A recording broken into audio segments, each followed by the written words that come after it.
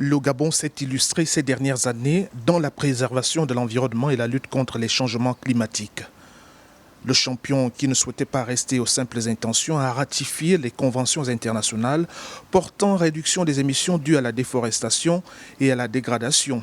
Ce combat planétaire requiert aujourd'hui l'implication des acteurs du secteur privé en accord avec la société civile.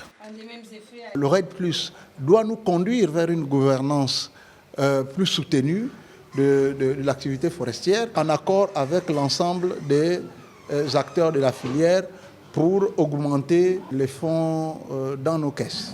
La table ronde convoquée par l'Alliance panafricaine pour la justice climatique, ici au siège du système des Nations Unies à Libreville, relance le débat sur les incitations financières au profit du gouvernement, de sorte que l'initiative allie développement durable et maîtrise des risques liés à la réduction des émissions dues à la déforestation. Le Gabon aujourd'hui émet beaucoup moins de CO2 qu'on absorbe dans notre forêt.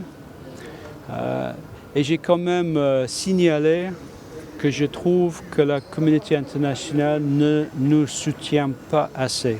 Le Gabon a fait des efforts énormes et on voit très peu de soutien de la communauté internationale. Donc j'ai encouragé les ONG de mettre pression sur les bailleurs de fonds, mettre pression sur la communauté internationale pour que nos efforts soient reconnus. Les autorités gabonaises affirment pourtant que le pays s'est doté d'une politique de l'environnement depuis le sommet de la Terre de Rio en 1992. Mais 17 ans plus tard, le Gabon court inlassablement derrière un soutien prononcé des bailleurs de fonds internationaux.